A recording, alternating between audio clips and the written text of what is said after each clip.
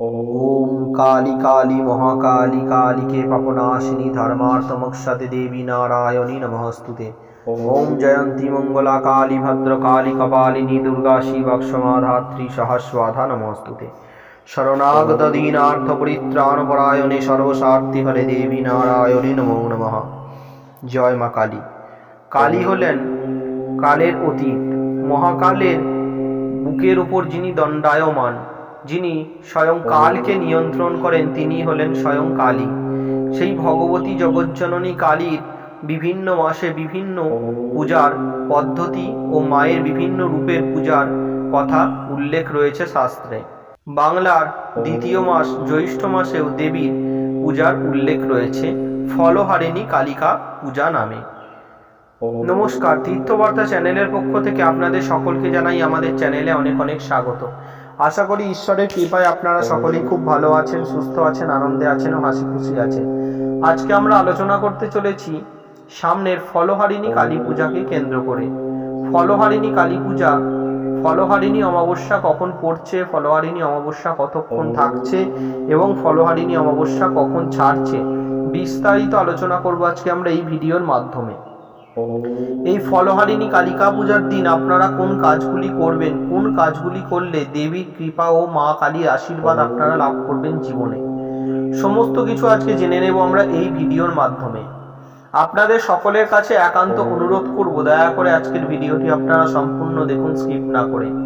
আশা করি আজকের ভিডিওটি সম্পূর্ণ দেখলে, আজকের ভিডিও দেখে আপনারা অনেক উপকৃত হবেন এবং সমৃদ্ধ হবেন। আমাদের ভিডিও দেখে যদি আপনারা উপকৃত হন এবং সমৃদ্ধ হন, তাহলে দয়া করে আজকের ভিডিওতে একটি লাইক করবেন। যদি কোনো মনে প্রশ্ন থেকে থাকে আজকের ভিডিও দেখে, অবশ্যই কমেন্ট বক্সে প্রশ্নটি করবেন। আজকের ভিডিওটি আরো শেয়ার করবেন, যাতে আরো মায়ের ভক্তরা আজকের ভিডিওটি দেখতে পারে।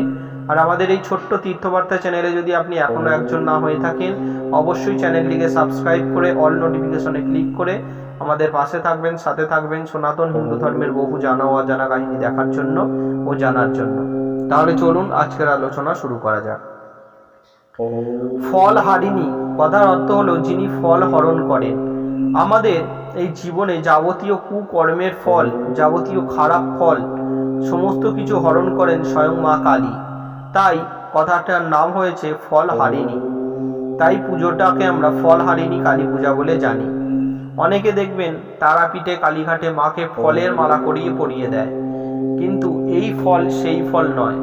আমরা কুকর্মের ফল আমরা দেবী চরণে অর্পণ করি এবং দেবীর কাছ থেকে আমরা ভক্তি, শ্রদ্ধা এবং জ্ঞান এবং দেবীর কাছ থেকে আমরা আশীর্বাদ লাভ করি, দেবীর কাছ থেকে আমরা কৃপা প্রার্থনা করি। মা কালী তার হাতে খড়গ দিয়ে আমাদের সমস্ত কুকর্মের ফল সমস্ত কিছু তিনি হরণ করেন এবং খণ্ডন করেন। তাই এই কালী পূজার নাম হয়েছে ফলহারিণী কালী পূজা। এই ফলহারিণী কালী পূজা সর্বপ্রথম করেছিলেন শ্রী রামকৃষ্ণ পরমহংসদেব। সারদা মাকে স্বয়ং ষোড়শী দেবী রূপে এই তিথিতেই তিনি পূজা করেছিলেন, ফলহারিণী কালী পূজার দিন। এই সময় বাংলার বুকে বিভিন্ন রকম নতুন নতুন ফল সৃষ্টি হয়। আম, জাম, লিচু, কাঁঠাল, বিভিন্ন রকম প্রভৃতি ফলের সৃষ্টি হয়। এই সমস্ত কিছু ফল দিয়েই দেবীকে আরাধনা করার নিয়ম। এই ফলহারিণী কালী পূজা 2025 এবছর অমাবস্যা পড়েছে 11ই জ্যৈষ্ঠ, ইংরাজি 26শে মে, সোমবার সকাল 11টা 7 অমাবস্যা ছেড়ে যাবে 12ই জ্যৈষ্ঠ, ইংরাজি 27শে মে, মঙ্গলবার সকাল 8টা 44। তাই কালী পূজা যেহেতু রাত্রিকালীন পূজা, নিশিকালীন পূজা, তাই আমাদের দেখতে হবে কালী পূজা কবে নিশি পাচ্ছে, কালী পূজা কবে রাত্রি পাচ্ছে। অমাবস্যা যেদিন রাত্রি পাবে সেই দিনই হবে মায়ের পূজা। 11ই জ্যৈষ্ঠ 26শে মে, সোমবার সকাল 11টা 7 যখন অমাবস্যা পড়ছে, নিশ্চয়ই সেই দিন সারা রাত্রি অমাবস্যা থাকবে। তাই সোমবার 11ই জ্যৈষ্ঠ 26শে মে মা কালীর পূজা রাত্রিবেলা অনুষ্ঠিত হবে। ফলহারিণী কালী পূজার দিন আমরা এবার জেনে নেব কোন কোন কাজগুলি করা উচিত। ফলহারিণী কালী পূজার দিন খুব সকালে ঘুম থেকে উঠুন, নিজে বাসি বিছানা গুছিয়ে এবং বাসি কাজ সেরে অবশ্যই স্নান করুন এবং দেবীর জন্য ফুল চয়ন করুন। মা কালী রক্ত জবা ফুল খুব ভালোবাসেন, তাই মায়ের জন্য জবা ফুল চয়ন করুন। মায়ের আরেকটি ফুল ভীষণ প্রিয়, সেটি হলো নীল অপরাজিতা ফুল। মা কালী এই ফুলও খুব ভালোবাসেন, তাই নীল অপরাজিতা ফুল চয়ন করুন।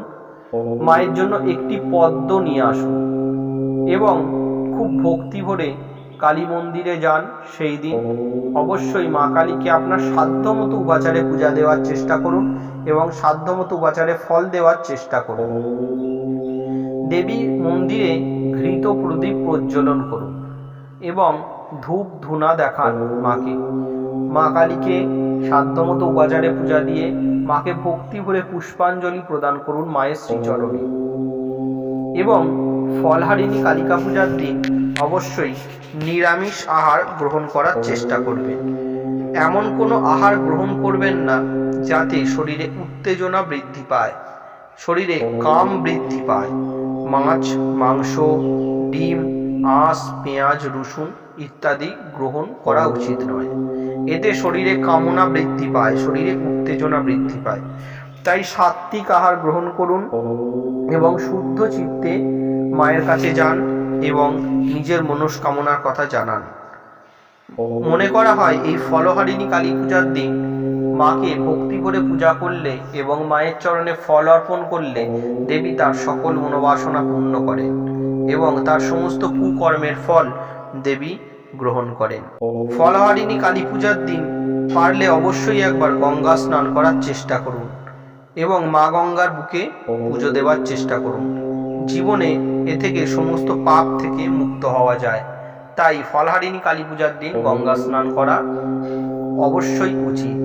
ফলহারিণী কালী পূজার দিন অবশ্যই দেবাদিদেব মহাদেবের পূজা এবং দেবাদিদেব মহাদেবের আরাধনা করুন। শিবলিঙ্গে বিল্লপত্র এবং গঙ্গার জল দিয়ে অভিষেক করুন এবং মহাদেবের পূজা করুন। এতে ফলহারিণী কালী পূজার ফল আরো দ্বিগুণ বাড়িয়ে দেয়। তাই ফলহারিণী কালী পূজার দিন শিবের অর্চনা করার চেষ্টা করুন। ফলহারিণী কালী পূজার দিনে কোনো গরিব, অসহায়, দুঃখী মানুষদের দান করার চেষ্টা করুন। আপনার সামর্থ্যের মধ্যে কোনো গরিব, অসহায় মানুষদের খাবার দেওয়ার চেষ্টা করুন। মা কালী এতে অত্যন্ত সুপ্রসন্ন হবেন। ফলহারিণী কালী পূজার দিন বাড়ি এবং নিজ বাসস্থান অবশ্যই পরিষ্কার পরিচ্ছন্ন রাখুন এবং নোংরা আবর্জনা থেকে মুক্ত রাখুন। মায়ের আশীর্বাদ এবং মায়ের কৃপায় আপনাদের সংসারের উন্নতি এবং সমৃদ্ধি লাভ হবে। সমস্ত কিছু অন্ধকার, সমস্ত কিছু নোংরা আবর্জনা, ভাঙা জিনিসপত্র বাইরে ফেলে আসুন এবং ফলহারিণী কালী পূজার দিন সন্ধ্যায় বাড়িতে ঘৃতদীপ প্রজ্বলন করুন এবং ধূপ ধুনো দেখান এবং মায়ের নাম সংকীর্তন করুন। মায়ের কৃপায় জীবনের সমস্ত দুঃখ, কষ্ট, দারিদ্রতা, সমস্ত অভাব অনটন থেকে আপনারা মুক্তি পাবেন অনায়াসে। মনে রাখবেন, মা কালী চাইলে কিন্তু সবই পারেন। তিনি হলেন সর্বশক্তিময়ী। তার কৃপাতেই এই জগৎ সংসারে দিন রাত হয় এবং ফুল ফল গাছে গাছে পরিপূর্ণ হয়। তিনি হলেন স্বয়ং আদ্যাশক্তি মহামায়া। তাই তার চরণে ভক্তি রাখুন, তাকে ভক্তি করুন, ভালোবাসুন।